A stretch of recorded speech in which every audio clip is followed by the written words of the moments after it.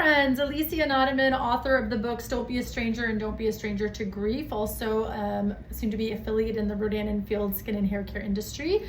Wanted to share with you a reading out of this book, 101 Essays That Will Change the Way You Think by Brianna Wiest. This is such a fantastic read, and I tell you, I recently took this book to Mexico with me, and people everywhere in the hotel were like, I've read that book.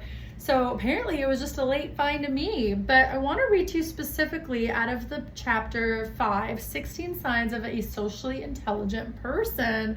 I feel like so much of what's in here is so good, so I'm just going to read you a couple little snippets. Socially intelligent, people who are socially intelligent think and behave in a way that spans beyond what is culturally acceptable at any given moment in time. They function in such a way that they are able to communicate with others and leave them feeling at ease without sacrificing who they are and what they want to say.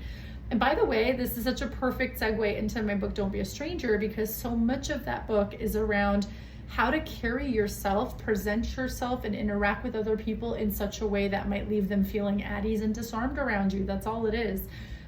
People will often say, well, I don't need more friends, or I don't need to know how to connect with more people. I want to keep my world small. It's fine. And that's great, but you just never know who you're potentially ruling out of your world. You never know how, if you would kind of just carry yourself in a way that will leave other people at ease, what that might welcome into your world as far as more of just an ease of living, more enjoyment, more pleasurable moments, meaningful, memorable moments. So continuing with the reading, here are the core traits of someone who is socially intelligent, and I love these. I'm just going to read them off. 1, they do not try to elicit a strong emotional response from anyone they are holding a conversation with. So in other words, they're not trying to poke the bear or get a reaction out of someone. They don't communicate in ways that aggrandize their accomplishments to incite a response of awe, or exaggerate their hardships to incite a response of sympathy. 2, and again, I'm going to skip ahead. They do not speak in definitives about people, politics, or ideas. The idea here is they are simply open and curious. The fastest way to sound unintelligent is to say this idea is wrong. That idea may be wrong for you, but it exists because it is right to someone else.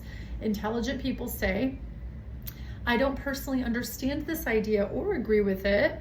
To speak definitively about any one person or idea is to be blind to the multitude of perspectives that exist on it. It is a definition of closed-minded and short-sightedness.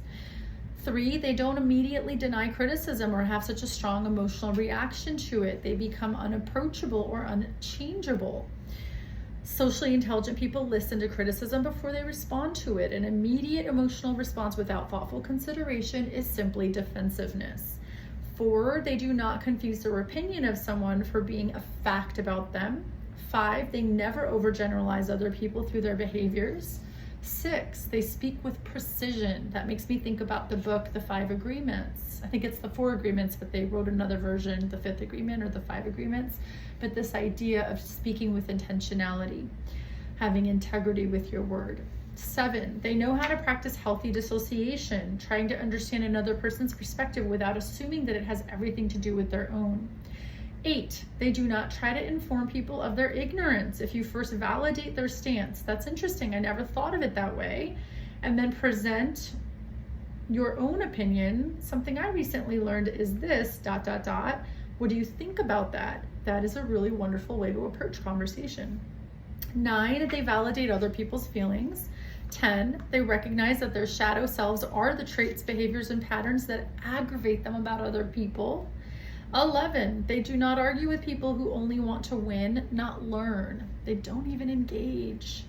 12, they listen to hear, not respond. 13, they do not post anything online that would be embarrassed. They'd be embarrassed to show to a parent, explain to a child, or have an employer find. 14, they do not consider themselves a judge of what is true. 15, they don't poison the well or fall for ad hominem fallacy to disprove a point.